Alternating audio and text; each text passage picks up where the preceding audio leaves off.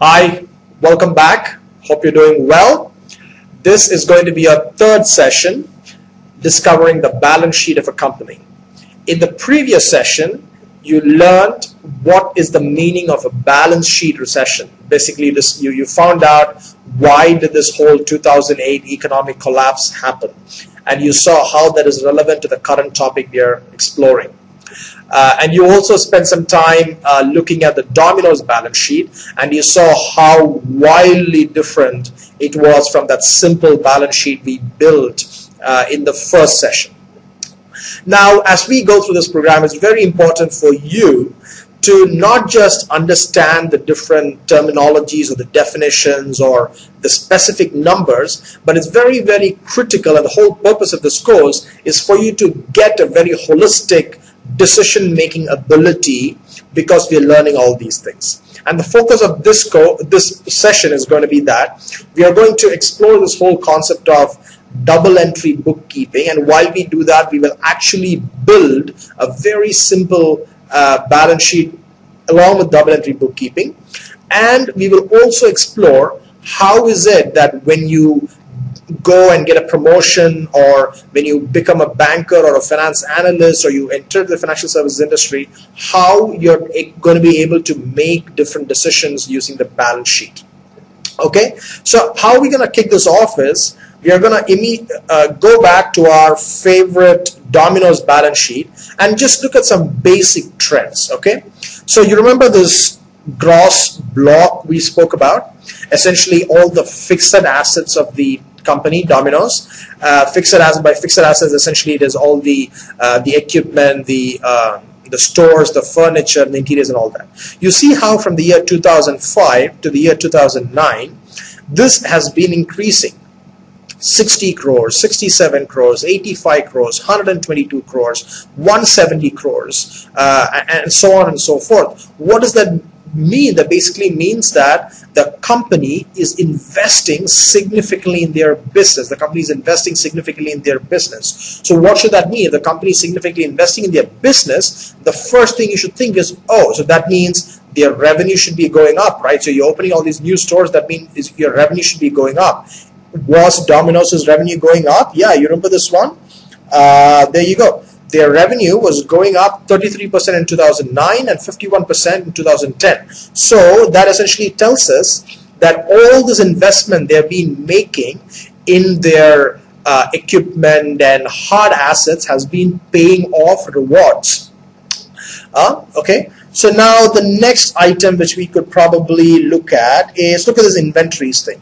As your investment in fixed asset is going up, you also see that this inventory has been going up significantly. In 2005, the inventory was about 1.3 crores, and then 1.9 crores, 3 crores, 3.8 crores, 5.5 crores. And what the 5.5 crores means is that at whenever this balance sheet closed, Domino's had, at least as on March 31st, 2009, Domino's had 5.5 crores worth of ingredients sitting in some storage facility, some freezer container facility somewhere to be used in restaurants. And you also see as how the number of stores go up and how as the revenue goes up, you also see how the inventory of the company has been going up. And that makes sense, right? If you have only 50 stores like here, you probably only need 1.3 crores of ingredients. But if you have like 200 stores, you probably need like 5 times that, like 5 crores of ingredients sitting in somewhere. Let us see, what else can we look at? There we go. This is a very important aspect of the balance sheet. Okay, you see how this whole fixed asset of Domino's, this whole gross block, the gross block has been going up. Now, so the company is expanding, right? So the company needs cash to expand. There are only two ways a company can get cash. Either it's equity or it's debt. Either you take a loan, which is debt, or you issue shares to get equity. Now, we can find out, now Domino's has been growing at this crazy pace. How have they been financing their growth? Have they been raising new money from investors for equity, or have they been actually taking loans from the bank? And how will you find that out is you go right down here and you see this thing called share capital, yeah, otherwise called the paid up capital, which we learnt about in the last session. That has been pretty much fixed at 58 crores. Basically, in this whole period of time, when the hard assets of the company has grown from like 60 crores to 170 crores, the paid up capital has remained fixed. So they've actually been funding their expansion by money generated through the operations of the company. You see this net income here? Part of this is actually going towards scaling up into new assets, and you see this line item here which says secured loans. That is the debt. They've been taking a lot of debt. They've been borrowing a lot of money to finance this expansion. So you see here, they had this year they had like 22 crores in debt, 23 crores in debt, 34 crores, 51 crores, 82 crores, 92 crores. So the amount of money Domino's has been borrowing has been going up significantly. Because of that, their assets have been going up significantly, and correspondingly the inventories has been going up significantly, and because of that their sales has been growing up significantly. So that is sign of a pretty good healthy company. I mean, you never know what's going to happen next year. None of these are projections. These are just give you historicals, but any investor looking at the balance sheet of this company or an income statement will get a fair amount of confidence that this is a fairly well-run company, which is probably why, you know, this company, you know, their share price is at like some 850 or something now, and with a market cap of like 5,000 crores or something like that. So this is why, and this is how you read an income statement and a balance sheet, and how you keep these two next to each other, and how you compare these things and interpret decisions from there. Now, one thing that we didn't really touch upon while we went through balance sheet is that a balance sheet needs to balance. It sounds kind of obvious, but you're probably thinking, what do I mean by balance, right? I'll show you what I meant. So you remember this whole thing where a balance sheet has assets, it has liabilities, and it has what we call shareholders equity or net worth, correct? Now, there is a very basic thumb of rule kind of formula when it comes to a balance sheet, which is basically assets minus liabilities is equal to net worth. We saw this formula a couple of sessions back. But this, written another way, is nothing but your assets is equal to your liabilities plus your net worth. It's just basic mathematical algebra here. I've just brought liabilities to the right hand side. So your assets have to be always equal to your liabilities plus your shareholders equity. And maybe a better way to demonstrate this is by using kind of a different coloring for this thing, so you understand how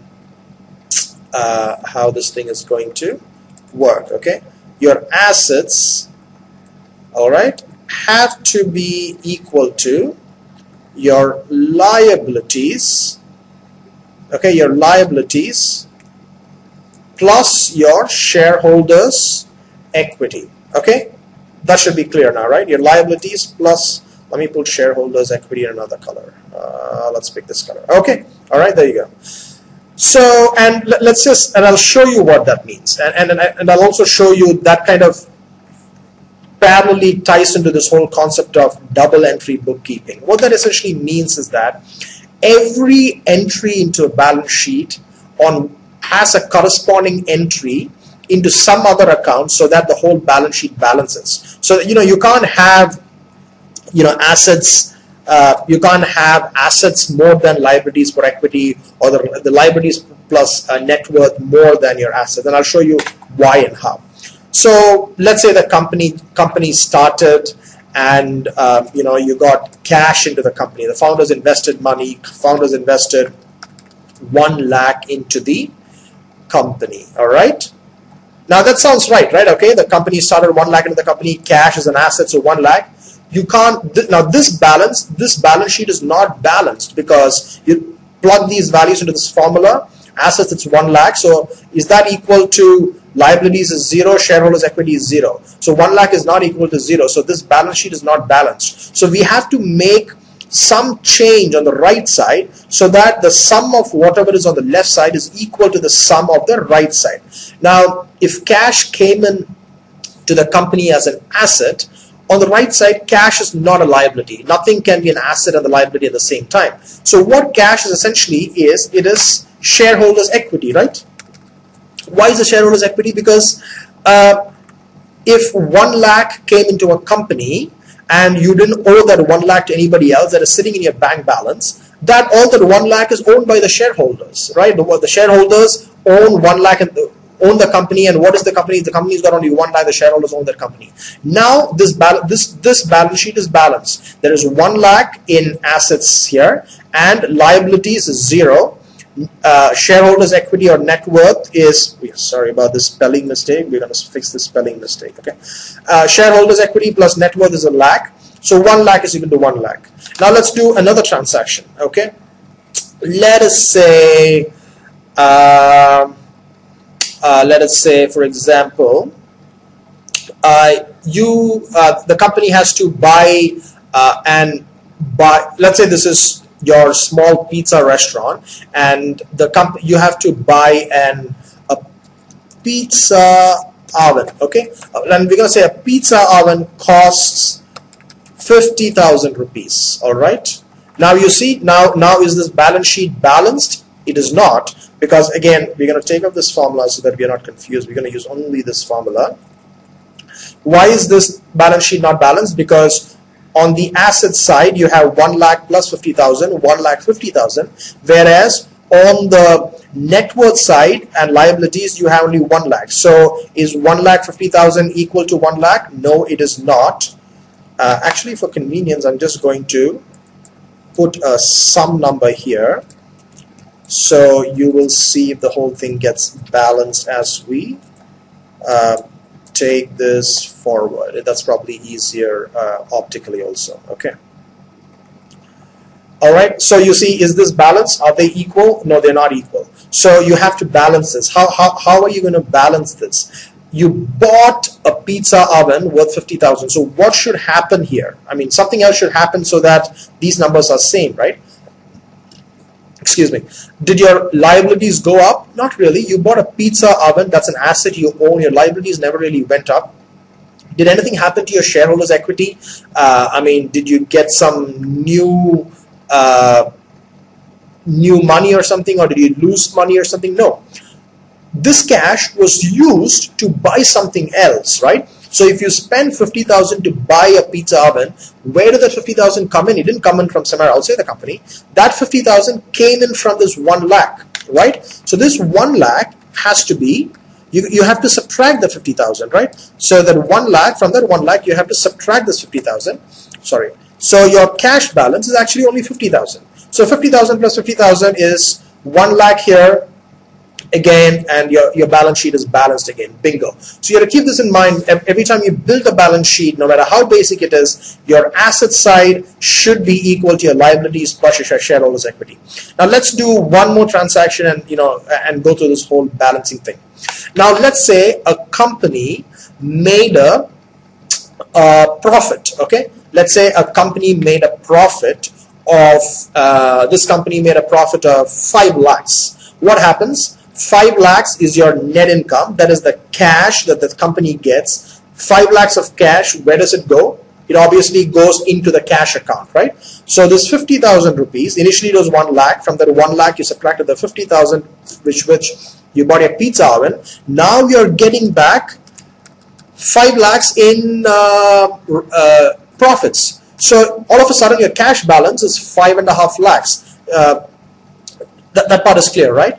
1 lakh minus the 50,000 plus the 5 lakhs, that's 5.5 lakhs is your new cash balance. But see what that has done? That has already thrown your balance sheet off balance. Your assets is 6 lakhs, but your liabilities plus net worth is only 1 lakh. So by now you instinctively know some other account has to change as well.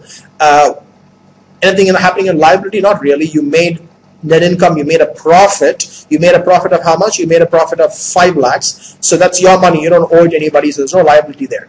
So when I say it's your money, whose money is that? That is the shareholders' money. Net income is a profit, and that is the shareholders' money. So there you go. That's right.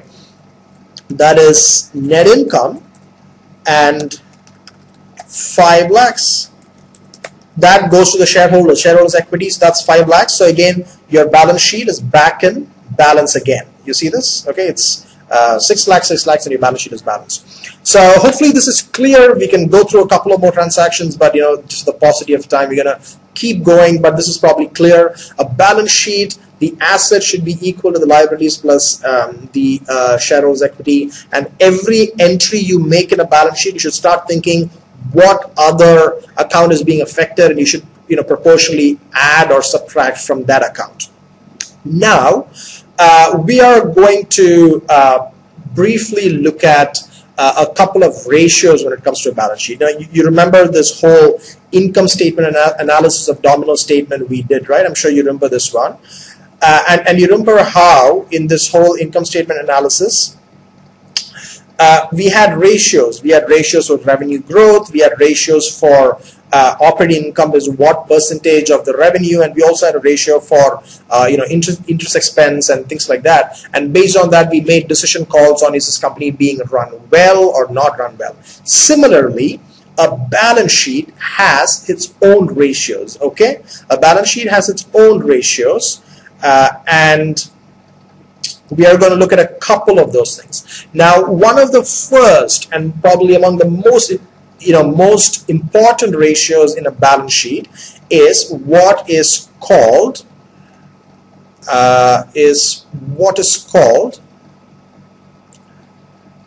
working capital. Okay, what is working capital?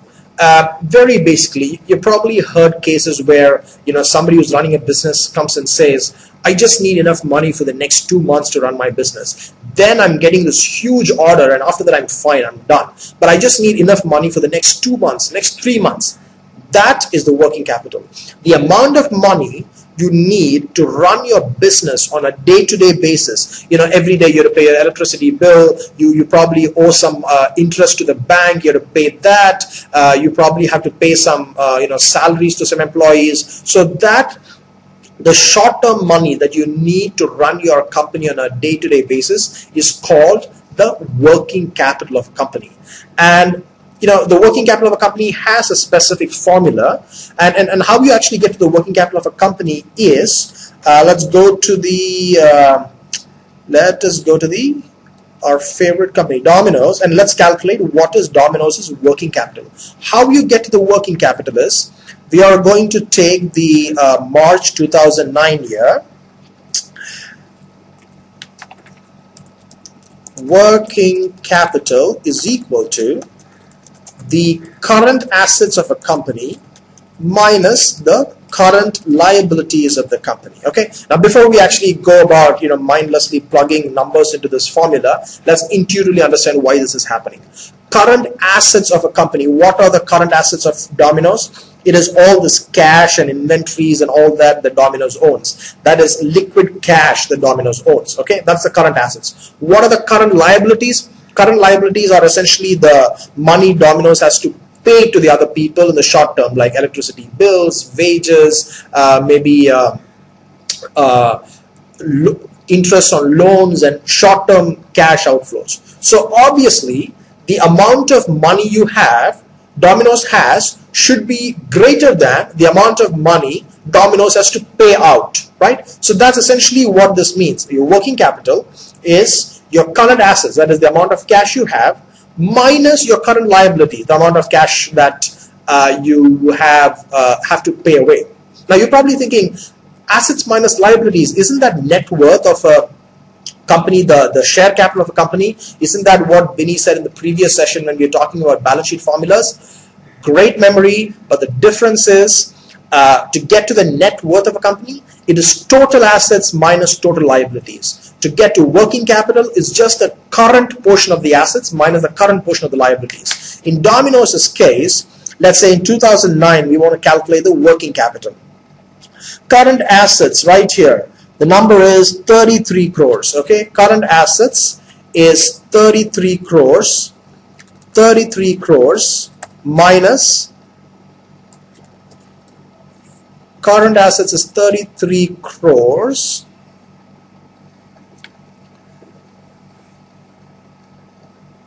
Minus current liabilities. What are the current liabilities of this company? Current liability. Well, like, you know, we saw that they don't split the current liabilities separately. They include provisions to it. So we're just going to take, I don't know, let's just say instead of this entire 125 crores, we'll just take 100 crores. Their current liabilities is 100 crores. Okay, Domino's current liabilities is 100 crores. So Domino's working capital is current assets minus current liabilities.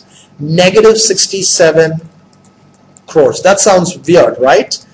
So what is this telling you? This is basically telling you, for some reason, Domino's is a negative working capital company, which basically means that their current assets is lesser than the amount of money they have to pay out. That sounds like a bad thing.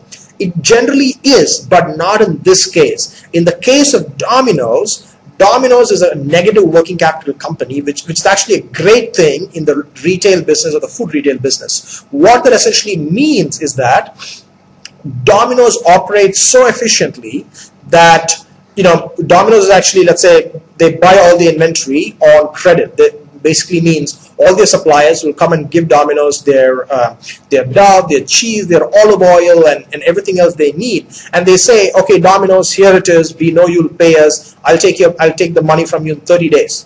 Within those 30 days, Domino's actually takes all those ingredients, make the pizza, sells out the pizza, and takes cash from the customers to pay back its suppliers.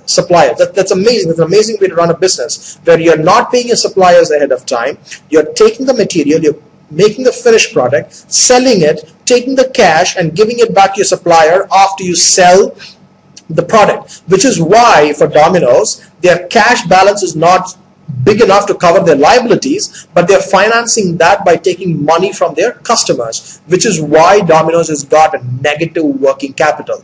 But in many other situations, a negative working capital typically means a company is headed towards bankruptcy. And you can generally figure that out by comparing the inventories of a company to the accounts payable of a company. The accounts payable is really the amount of money the company owes other people. So if the company owes like 5 times more than how much inventories it has, then it is in trouble, because even after you take the inventories and sell your product, you still don't have enough money to pay all those people. So that is trouble.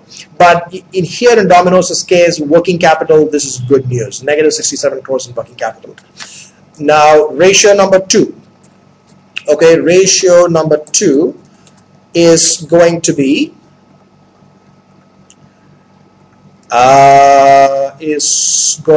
let us see, what do we do? Ratio number 2, we will say debt to equity ratio. Okay, this is very simple. This is nothing but the debt of a company divided by the equity of a company. And the reason this ratio is used is, a lot of times you want to find out, for example, you remember we saw this company is growing phenomenally. So we want to find out, how is this company getting their money for those operations? How is this company financing itself? The debt to equity ratio is a good indication of how aggressive the company is based on debt or equity. And let's calculate the debt to equity ratio for Domino's. Let's say 2009, what is the debt? The debt is nothing but their loans, 82 crores in debt. What is their equity? Their equity is nothing but their shareholders' capital, right? The shareholders' capital is 58 crores. So we'll go back here and say their debt is, the debt of Domino's is 82 crores. Shareholders' equity in the company is how much? Sorry, 58 crores. 58 crores. So the debt over equity ratio is nothing but the 82 divided by 58, 1.4, which essentially means that this company, so essentially if the debt over equity ratio is greater than 1, it means the company is being fairly aggressive about financing its growth more through more through debt rather than equity. Yeah, and you know, like for example, This is probably because of the food business, it's 1.4. If you get to more capital hungry businesses like manufacturing and real estate and things like that, this number is more like 2, 2.5 and things like that, where bulk of their financing is using debt, and so the numerator goes up, so this number goes up, and there you go. That's a very important ratio when it comes to a balance sheet. Another important ratio is, let us see, this is a very important ratio, return on net worth. Okay, what it essentially means is this is basically a ratio that is helpful to the shareholders. It basically tells the shareholders, for every rupee you've invested in the company, how much have you got back? Okay, that's what return on net worth is. And how that is calculated is essentially, return on net worth is nothing but your net income divided by net worth of the company. Very straightforward. Now for Domino's, what is that going to be? For Domino's, the net income for 2009, this is the balance sheet. The net income is in the income statement. So 2009 net income of Domino's after tax, you need to take the after tax number. 2009, it is 6.7 crores. 6.7 crores, the net income of Domino's after tax and interest in the year 2009. So we're just going to go right down 6.7 crores right there before we forget. The net worth of the company is found in the balance sheet. So you go to the balance sheet, which is the year 2009. This is 2009. So 2009 net worth of the company is 22 crores. Okay, there you go, 22 crores. Okay, 22 crores. That is the net worth of the company. So the return on net worth of Domino's is basically its net income, which is 6.7, divided by its net worth, which is 22. And this is generally exhibited as a percentage. So you see that Domino's is a really, really good company to invest your money in, because their return on net worth is actually 30%. That means for every rupee invested in the company is returning 30% as its return on net worth. So now at the end of the session, you should know what a double entry bookkeeping is, how to build a very basic balance sheet. You've also seen how to analyze and read trends and make decisions in a balance sheet, and you've seen some basic financial ratios which will help you make smarter decisions about a company's strategy and operations by looking at the balance sheet. That is the end of this session. It was a rather long session, but thanks for your patience. In our next session, we are actually going to be exploring the whole concept of a cash flow statement, which essentially connects the income sheet to the balance statement. So until then, it was a pleasure. I'll see you again soon.